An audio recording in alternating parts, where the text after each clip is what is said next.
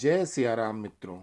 आप सभी मित्रों का अनसुनी कथा कहानी प्रसंग में हार्दिक स्वागत करते हैं। आज आपको महाकवि कालिदास की स्टोरी सुनाते हैं। एक राजकुमारी थी जो अत्यंत सुंदर थी और बहुत बड़ी विद्वान थी। उनको अपनी विद्वता पर बड़ा अभिमान था, क्योंकि वो अपने पिता की इकलौती संतान थीं। अतः उनके पिता के बाद विद्योत्तमा का होने वाला पति ही उस राज्य का राजा होना था। इसलिए सभी राजा राजकुमार विद्वान वहां आते थे और राजकुमारी से शास्त्रार्थ करते थे और हार कर वापस जाते थे।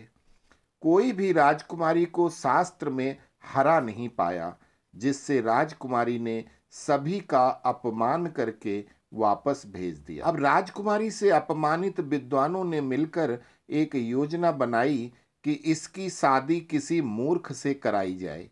वह लोग मूर्ख की खोज में निकले तो देखा एक व्यक्ति एक पेड़ की एक डाल काट रहा था और उसी डाल पर बैठा उसी को काट रहा है।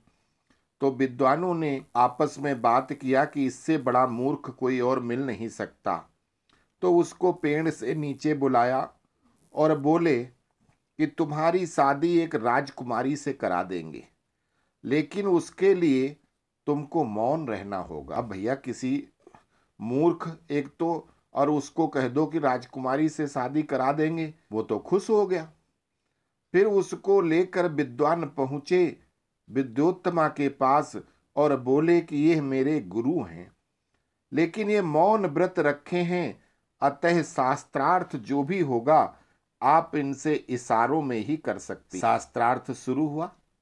राजकुमारी ने इशारे से एक उंगली दिखाई। उनका तात्पर्य था कि ईश्वर एक है, लेकिन मूर्ख जो व्यक्ति था उसने समझा कि ये मेरी एक आंख फोड़ने की बात कर रही है। अतः उसने दो उंगली दिखाई कि ठहर जा, तू मेरे एक आंख फोड़ेगी तो मैं तेरी दोनों फोड़ दूंगा, अंधी बना दूंगा। किंतु विद्वानों ने उसकी दो उंगली उठाने का मतलब कुछ और समझाया और बोला कि गुरुजी कह रहे हैं कि ईश्वर और जीव दो हैं, अर्थात एक आत्मा है और एक परमात्मा है। राजकुमारी बात से संतुष्ट हो गई। अब राजकुमारी ने अपनी 5 उंगली दिखाई। उनका तात्पर्य था कि 5 तत्व हैं, लेकिन मूर्ख व्यक्ति क्या समझा कि ये मुझे थप्पड़ मारने को कह रही है। तो उसने बिना बोले इशारा किया और अपना घूसा बना के दिखाया कि तू मुझे थप्पड़ मारेगी तो मैं तुझे घूसा मारूंगा। और क्रोध में उसने अपने दांत भींच लिए। किंतु विद्वानों ने इसका मतलब बताया कि हमारे गुरुजी कह रहे हैं कि 5 तत्वों से मिलकर ही शरीर और सृष्टि की रचना होती है। इनके दांत किटकिटाने का मतलब है कि जन्म से लेकर बुढ़ापे तक सिर्फ ईश्वर भक्ति ही मोक्ष प्रदान करती। राजकुमारी बड़ी प्रसन्न हुई और उसने अपनी हार मानकर उस मूर्ख से विवाह कर लिया। लेकिन वो तो पूरा मूर्ख था। विद्वान लोग विवाह कराकर 9-2-11 हो गए। अब बचा मूर्ख अकेला। उसने सुबह देखा कि एक ऊंट जा रहा है, तो वो उसको उष्ट्र उष्ट्र कहकर बोल पड़ा, जिससे राजकुमारी को पता चल गया कि उसके साथ धोखा हो गया। उसने मूर्ख को धक्के मारकर महल से निकाल दिया। तो मूर्ख बेचारा रोता हुआ भूखा प्यासा वहीं एक काली माता का मंदिर था, वहां पर जाकर बेहोश हो गया। माता के चरणों में पड़ा था। उसके ऊपर माता काली को दया आ गई, अतः उन्होंने उसके ऊपर थोड़ी दया की और एक बूढ़ी स्त्री के रूप में प्रकट हुई और उससे पूछा कि वो अपनी सारी आप बीती बताकर बेचारा रोने लगा और बोला कि जब तक मैं पढ़ लिख कर विद्वान नहीं बन जाता, माता काली के चरण नहीं छोड़ूंगा, या तो मर जाऊंगा या माता मुझे पढ़ाएगी। माता ने कहा कि ठीक है, मैं तुमको आशीर्वाद देती हूँ, मेरे साथ तुम सरस्वती माता की आराधना करो। अर्थात कालिदास उसी मंदिर में रहकर माता की पूजा भक्ति के साथ सरस्वती माता की आराधना और साधना करने लगे और एक बहुत बड़े विद्वान बन गए। फिर उन्होंने अपनी पत्नी विद्योत्तमा के समेत सभी विद्वानों को शास्त्रार्थ में हरा दिया। राजकुमारी की विनय ठुकरा कर वो आगे बढ़ चले। अब कालिदास को बड़ा अहंकार हो गया कि मैं सबसे बड़ा विद्वान हूं। आगे चले तो उनको रास्ते में बड़ी प्यास लगी, तो एक गांव में रुके और एक वृद्ध महिला जो पानी का घड़ा लेकर कुएं से जाने वाली थी कि उसे देखकर कालिदास बोले कि हे माता, थोड़ा सा पानी पिला दीजिए, बड़ा पुण्य होगा। स्त्री बोली, बेटा मैं तुमको जानती नहीं, पानी पिलाने से पहले कृपया अपना परिचय दीजिए, मैं आपको पानी अवश्य पिला दूं। कालिदास बोले कि मैं एक पथिक हूं माता, कृपया पानी पिला दो। तो स्त्री बोली, तुम पथिक कैसे हो सकते हो? पथिक तो सिर्फ दो हैं, एक सूर्य और एक चंद्र, जो कभी रुकते नहीं, हमेशा चलते रहते हैं। तुम इनमें से कौन हो? सत्य बताओ। कालिदास बोले कि मैं एक मेहमान हूं, कृपया अब पानी पिला दो। स्त्री बोली, तुम मेहमान कैसे हो सकते हो?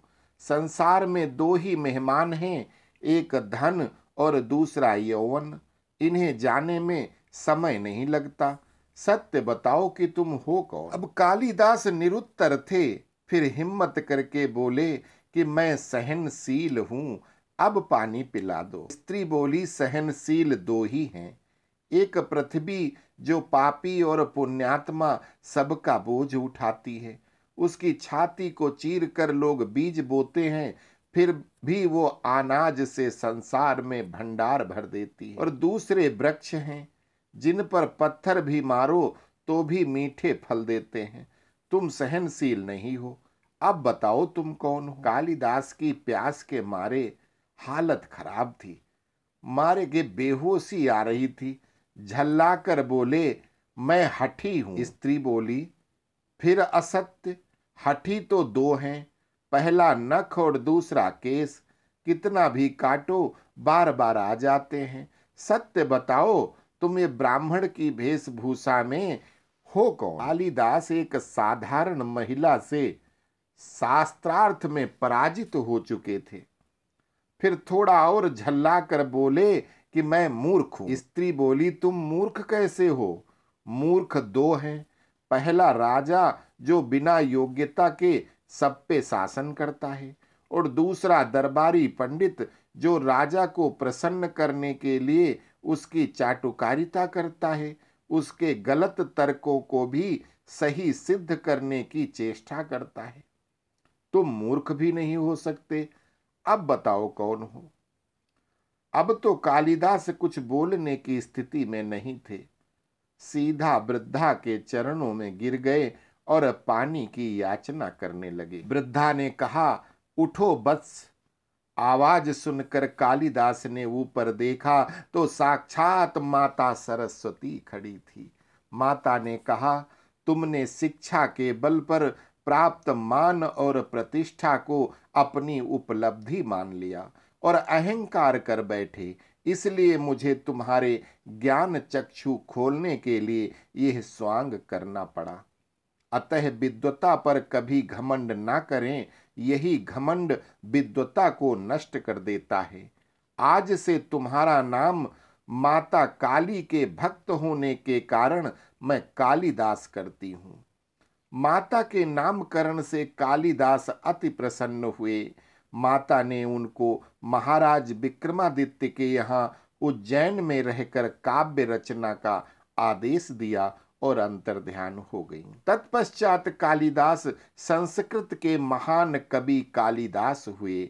उनके प्रमुख ग्रंथ कालिदास काव्यामृतम, अभिज्ञान शाकुंतलम, रघुवंशम आदि अनेक ग्रंथ हैं, जिनकी टक्कर के ग्रंथ न पहले लिखे गए थे और न अब तक लिखे गए। इस तरह एक मूर्ख ब्राह्मण पुत्र जिसको अपना नाम तक नहीं मालूम था, इतना बड़ा कवि बन गया, सिर्फ अभ्यास, साधना, मेहनत से, पढ़ाई करके। तो उम्मीद करता हूं कि आप सभी बच्चे कालिदास की तरह मेहनत से पढ़ाई करेंगे और अपने माता पिता के नाम को रोशन करेंगे। कहानी अच्छी लगे तो अपने दोस्तों, रिश्तेदारों में शेयर करना न भूलना। जय हिंद, जय भारत।